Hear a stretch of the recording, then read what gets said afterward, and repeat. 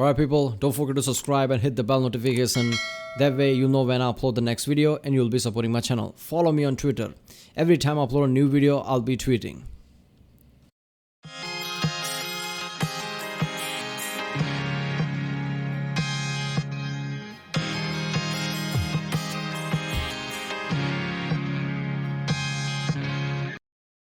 Ladies and gents, Mr. Geographic, and this is why you should never trust a pelican with your child by the channel Casual Geographics.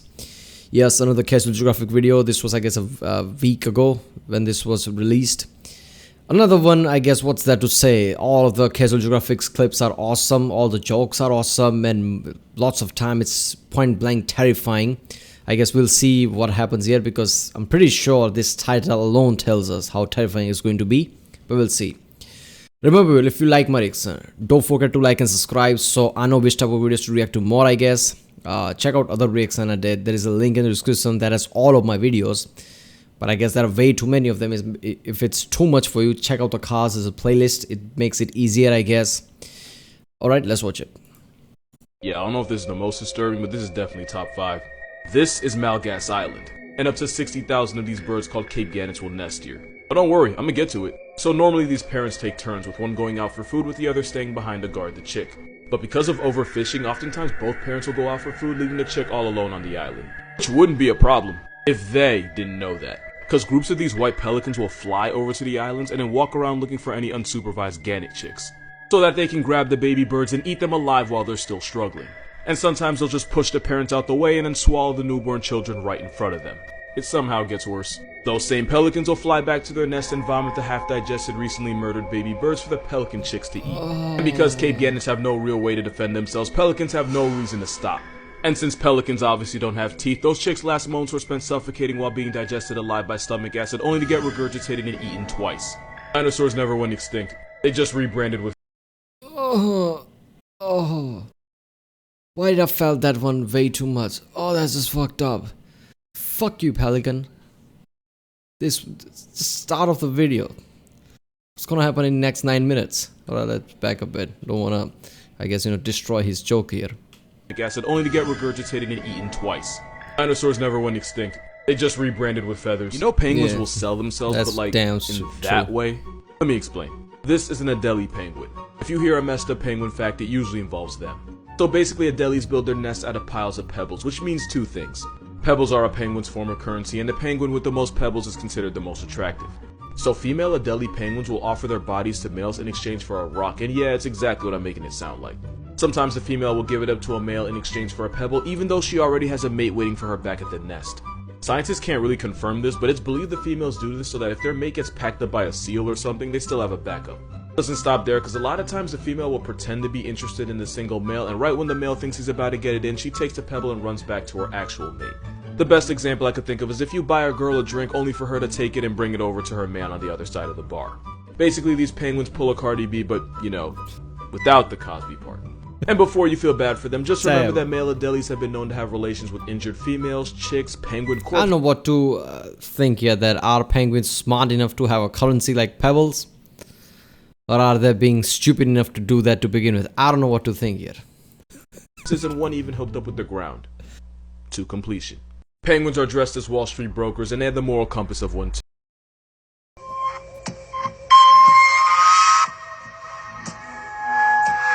Ocean of up place, ain't it? That is Nermedia, but it's also called the ribbon worm.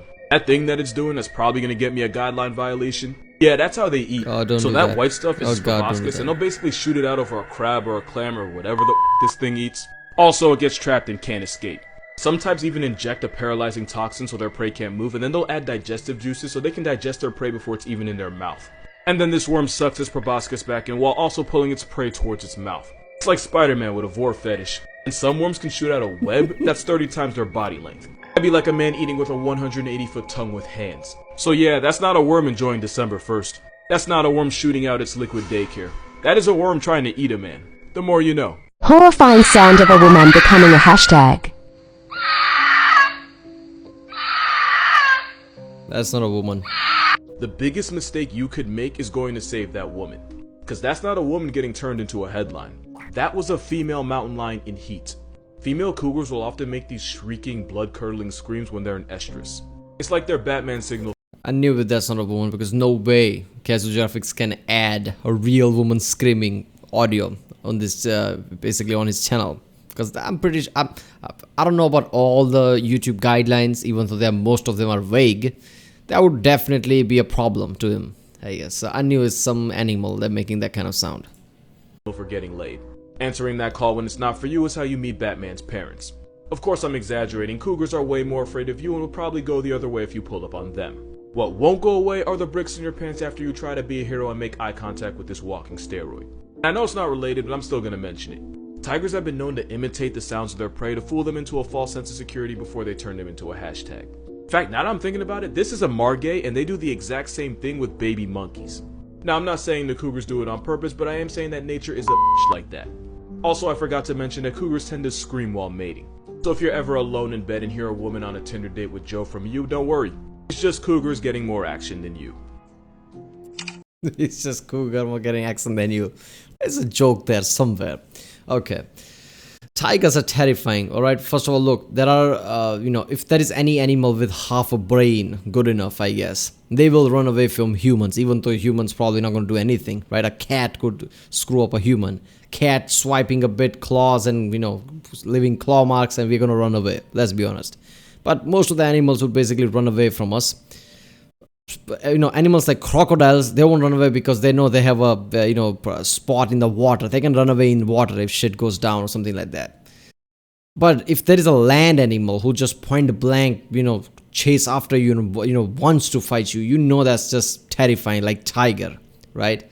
I mean, people who haven't seen a proper Bengal tiger in real life really don't realize what it means to get staring at one. They are way too big and terrifying. Holy shit.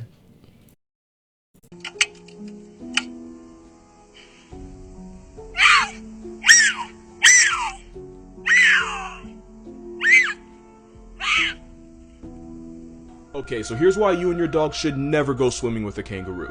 One of the kangaroo's biggest ops are dingoes, and dingoes often hunt by chasing their prey into ditches or towards other members of the pack. It's like their version of catching you in an alley. Some dingoes in Central Australia will even chase kangaroos into fences where the dingoes know they can't escape.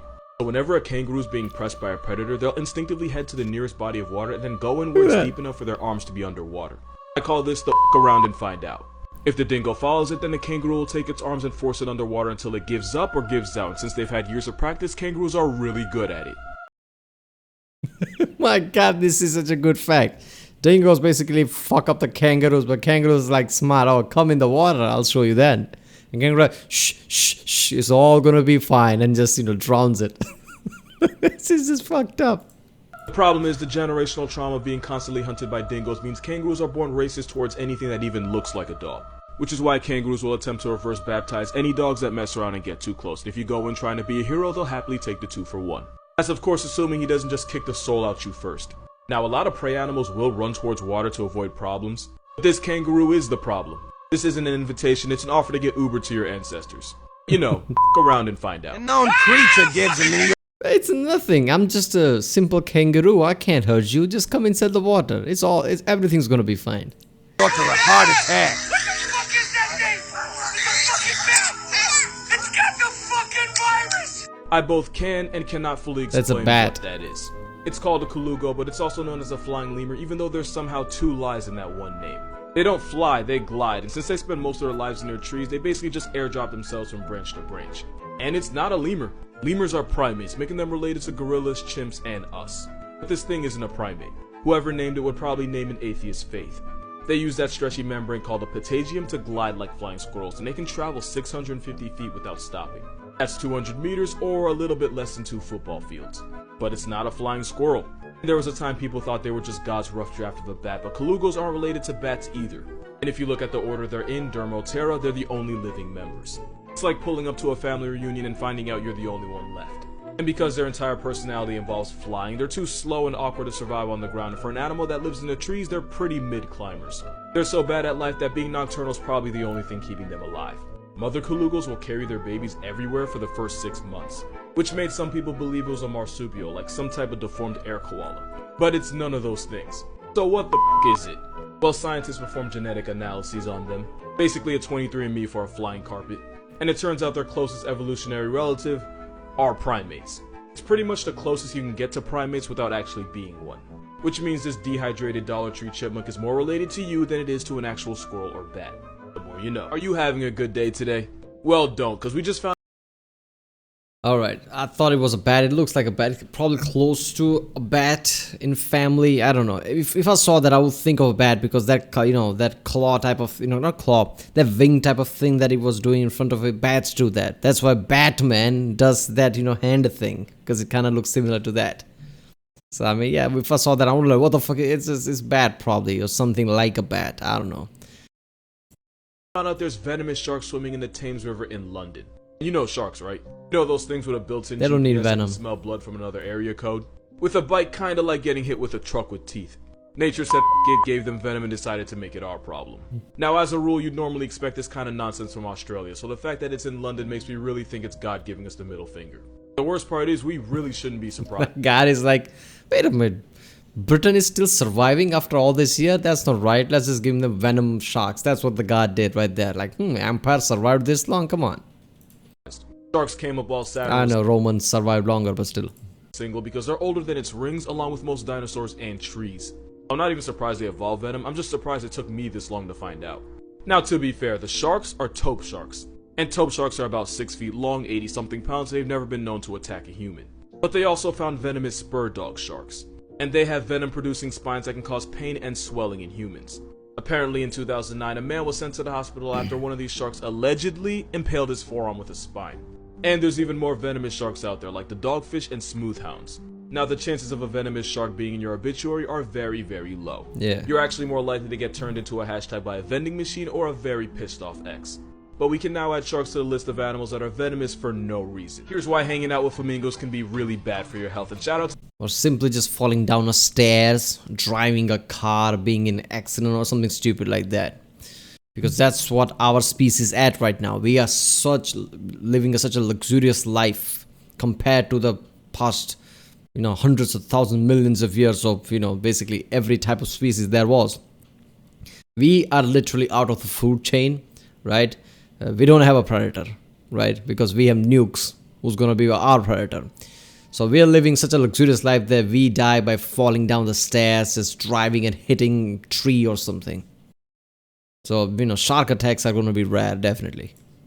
It is common for reminding me, because African lesser flamingos will flock in lakes like Natron in Tanzania. And some of the water they choose to stand in is so toxic that if you tried to wade in it for 2 minutes, it would strip the skin off your legs completely. Because these are soda lakes, and because minerals like sodium carbonate flow into it, the lake ends up becoming overly basic and extremely salty. I hate chemistry. I had to retake it freshman year, and I should be entitled to compensation, so I'm not even finna lecture y'all. But basically, low pH means something's acidic, high pH means it's really basic. Yeah. And because these lakes can have a pH of nearly 11, the water's so caustic that it burns the flesh of humans and animals that are not already adapted to it. And if it gets in your eyes, you'll be like Stevie wondering when the lights went out. Flamingos can survive in hypersalinated basic lakes because they have tough skin and scales on their legs to prevent burns. Also, apparently they can drink boiling water without flinching. Why even do all that? Well, flamingos get bodied by everything, including other birds. So to avoid getting harassed, they live in a place so inhospitable that nobody goes through the effort of following them. It's like if Ben Simmons left Philly to go play in Utah. Utah not even a bad team, but when's the last time you went to Utah for spring break? Never, and that's why they do that. But this gives me the thought that eventually in future, they are going to be one hardy fucking birds living in that kind of a harsh condition. Because you can't live in that kind of a harsh condition and come out other side even more fucked up, I guess.